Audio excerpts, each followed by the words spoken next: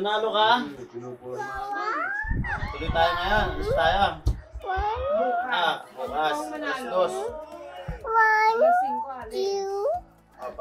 2, 3, tuloy tayo. 4, 5. Alas tayo.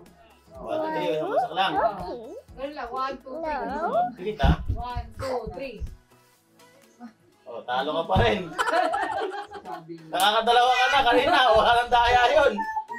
Tawag na na sabihin. Tuloy tayo. Mama, lagay ko lang itong gamit sa sasakyan ha.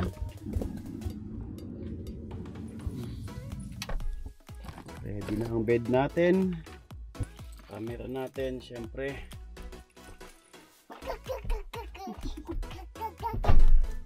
Diyan ka na, sa loob. Onsen, no? Tokyo Onsen. Monogatari Tokyo Onsen. Woohoo!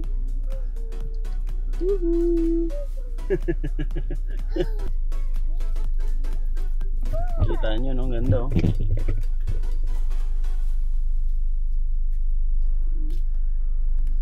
Peaceport dito sa Japan. So yun mga gusto natin puntahan eh, diba?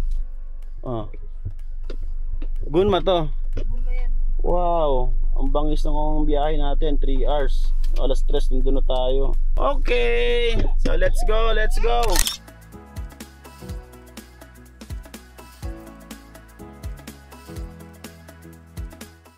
So yun mga paps, dito tayo ngayon sa trial, no?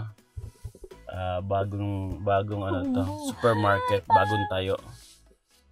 Dito kami inabot para magpahinga. So ayun, pahinga muna tayo. Ayan, anak natin nandyan. Ayan na, nasa likuran sila. Tulog si Yuki, ayan may Dodo, si ate, ayan.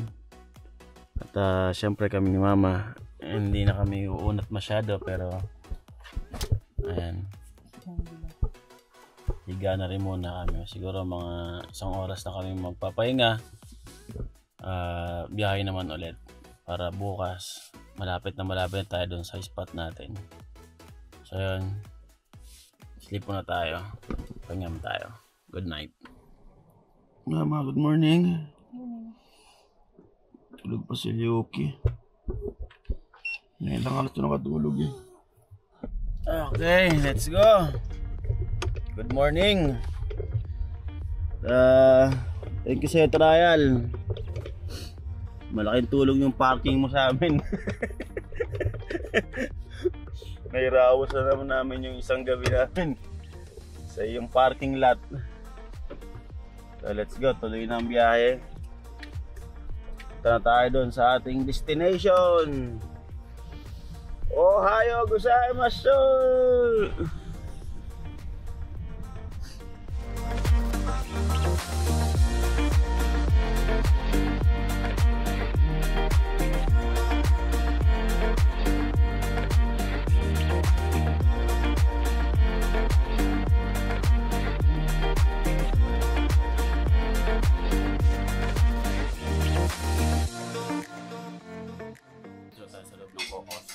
Toilet lang ako.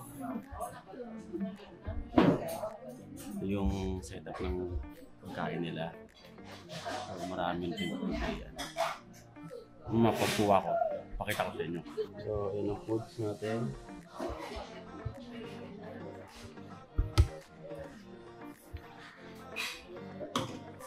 Yuki-chan!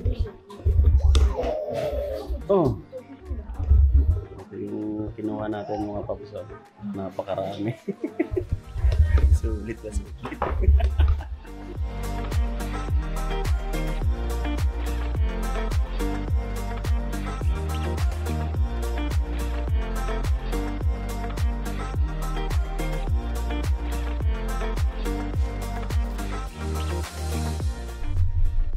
Nalalapit na tayo sa ating destination. 44 minutes na lang tayo. Hindi natin kailangan magmadali kasi nga ano, tsaka ang ganda ng lugar talaga, no? Ito yung lugar na malapit sa bundok pero ang daming bahay na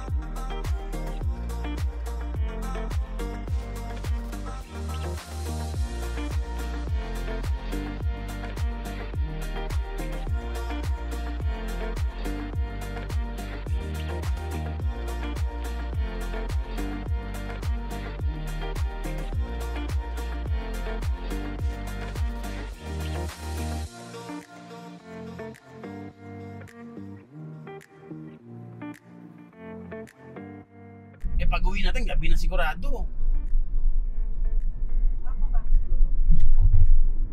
Grabe. Dito na tayo titira.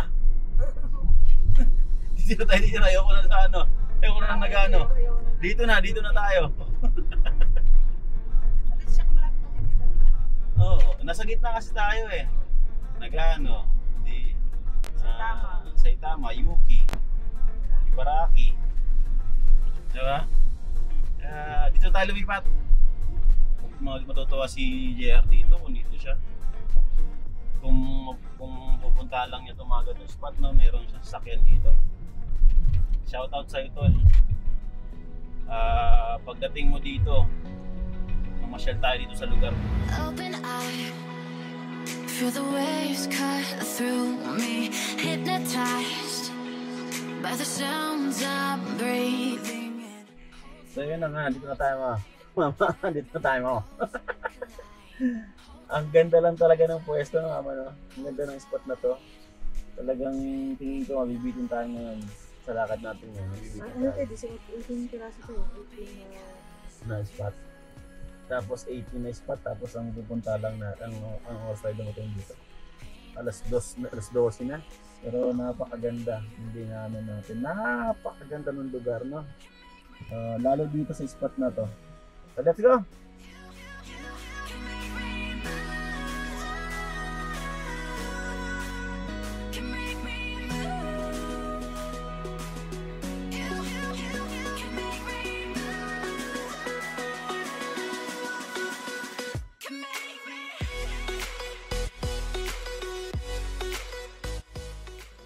Show dito sa ilalim nito, makikita natin mga natanggal na kalyo.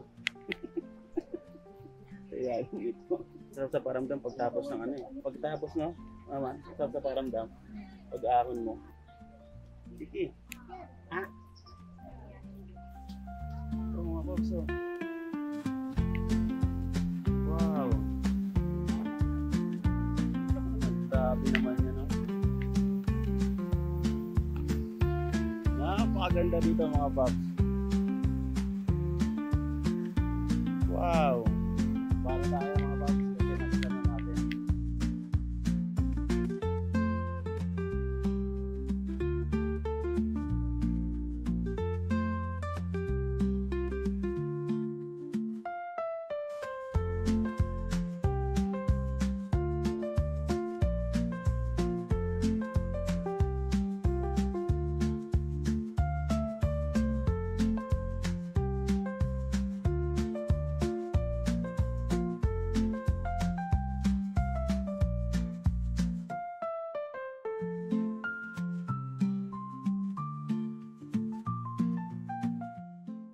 Ayan mga paps, katatapos lang natin mag-opuro.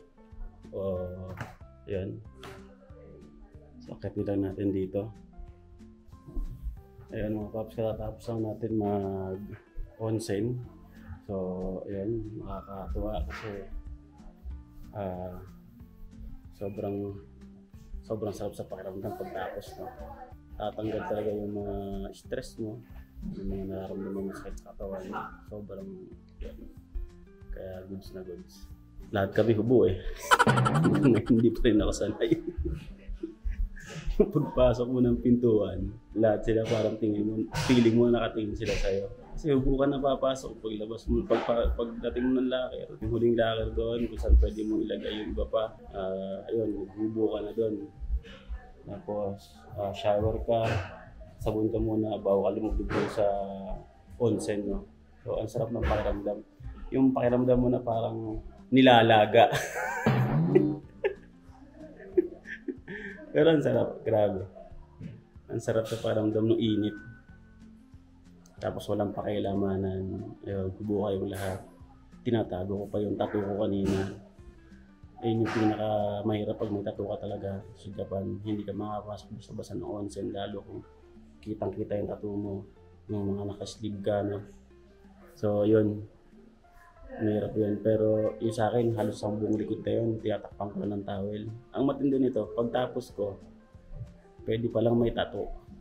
Hindi ko na lang kasi tinanong dun sa front desk dahil nga baka mamaya magduda sila na may tattoo ako. So hindi ko na lang tinanong. Pero pwede pala kasi nung paglabas ko may mga dumating na nakatattoo, naka-sleeve. Naka-full sleeve sila. So yun. Pero suma total, all goods, lahat ng sama ng katawan, pakiramdam ko, nawala. Actually, kahapon, bago kami umalis, sinisipon ako. As in, tubig yung sipon ko ngayon, nawala talaga. Grabe. Sarap mag-onsen.